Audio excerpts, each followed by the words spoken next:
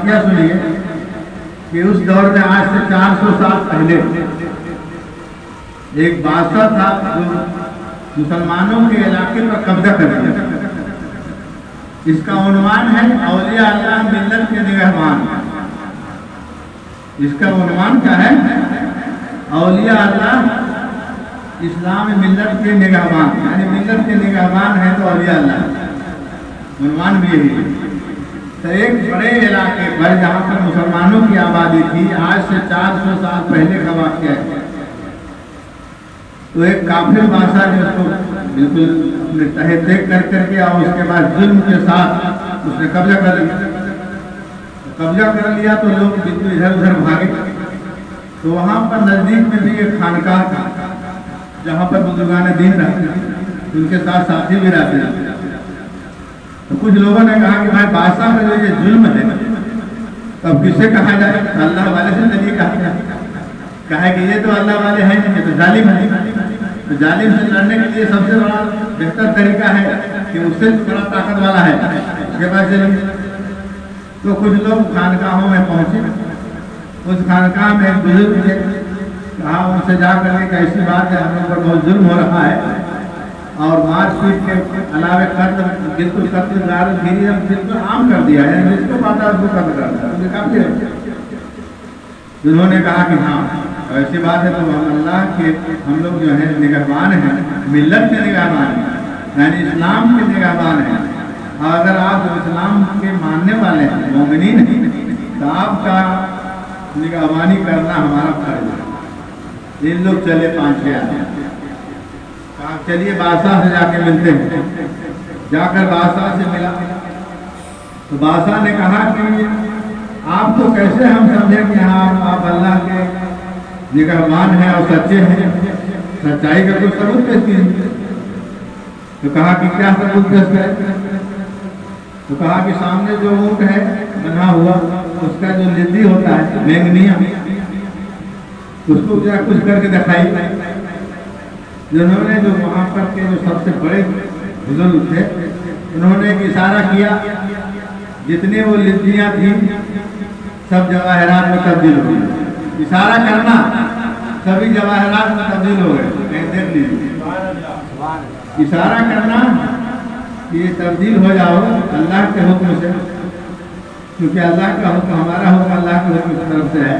ہم اللہ کے آدمی ہیں، اللہ کے دوست ہیں، اس لیے جتنے مینگنیاں ہیں سب جواہرات بننا. یہ اشارہ کرنا تھا کہ سب کے سب جواہرات بننا. تو بادشاہ کا جو مسلم تھا کہا یہ کوئی بڑی بات نہیں ہے، یہ تو ایک جادوگر بھی ایسا کر سکتا ہے. تو بادشاہ نے کہا کہ نہیں یہ تو ٹھیک ہے لیکن یہ بہت بڑا دلیل نہیں ہوا ہے، تو نہیں مانیں گے. کہتے آپ کیا کرنا، آپ کیا کہتے ہیں؟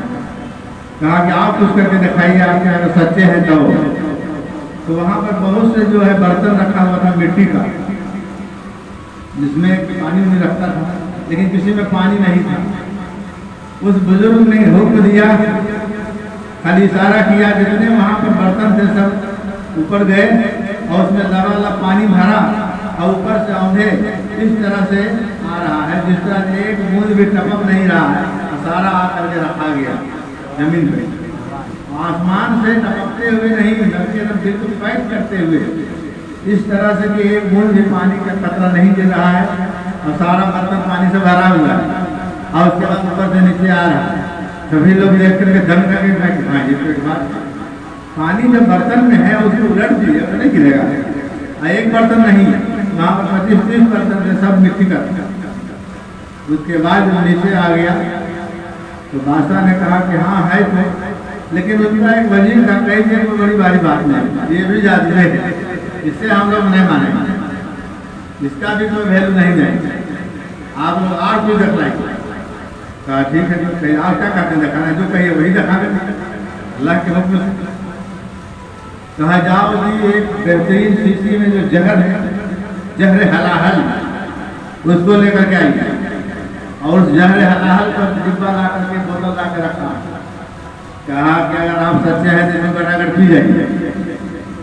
کہا تب سمجھیں گے کہ آپ بہت بڑے یہ ہیں اولیاء اللہ، اللہ کے ماننے والے ہیں کہ زہر حلال جس کا ایک بوند مرنے کے لیے کافی ہوتا، اب پورا بوتل کو کہا کہ تو پی جائے. انہوں نے کہا کہ ہاں پی جائیں، لیکن ایک بات ہے، محفل سما کرم کریں. محفل سما یعنی قوال کو بلائیے اور محفل کو سجائیے، اور جب محفل سما میں اس کے بعد اس بوتل کے رکھے رہیے، ہم اس کو پورا کٹاکٹ پی جائیں گے. کہا ٹھیک ہے، محفل سما آغاز کیا جائے.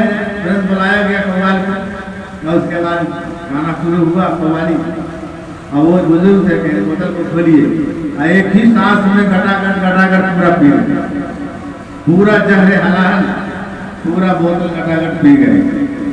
نتیجہ یہ ہوا کہ ان کے جسم پر جو لباس تھا وہ بالکل تقریب ہو گیا، میں نے ایک دم ردی ہو گیا. ایک پوشاک جو تھا ایک دم چھچڑا ہو گیا، ہر جگہ سے پھٹ رہا، یہاں تک کہ دوسرا لباس پہنایا گیا وہ بھی کچرا کے تو پھٹ گیا، یعنی ٹکڑا ہو جاتا. تیسرا پہنایا گیا وہ بھی ٹکڑا ہو گیا. چوتھا پہنایا گیا تو ان کو پسینہ آیا، اور وہ پسینہ سے وہ بالکل سر بدر ہو گئے، لیکن ان کو کسی طرح کا کوئی کسی طرح کا نہ بیہوشی آیا، نہ موت آیا، نہ اور کچھ ہوا. تو کہا کہ اب بتائیے یہ بھی جادوگر ہے، ارے یہ بھی جادو ہے تو بتائیے. کہا نہیں ہے تو نہیں، لیکن یہ ایک بات ہے کہ یہ کرامات اس کو ہم مان سکتے ہیں، اس کو ہم کرامات مان سکتے ہیں، کیونکہ ایسا یہ زہر حلال کوئی بھی جادوگر پیے گا کبھی نہیں بچے گا، سوال ہی نہیں ہے بچے.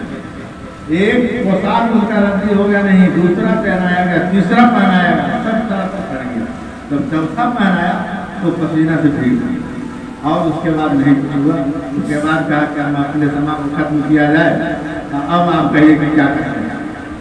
تو بادشاہ نے کہا کہ آپ کیوں نہیں کہتے ہیں، اب کلمہ پڑھا دیجیے. آپ نے کہا اب سمجھ گئے کہ آپ اپنے مسلمان ہیں اور واقعی آپ مسلمانوں کے نگہبان ہیں، اس لیے اب ہم کو ایمان لانے میں کسی طرح کا کوئی دشواری نہیں ہے. اب اشہد ان لا الہ الا اللہ و اشہد ان محمد رسول اللہ، کلمہ طیب لا الہ الا اللہ محمد رسول اللہ پڑھ کر وہ کافر جو تھا بادشاہ وہ مسلمان ہو گئے.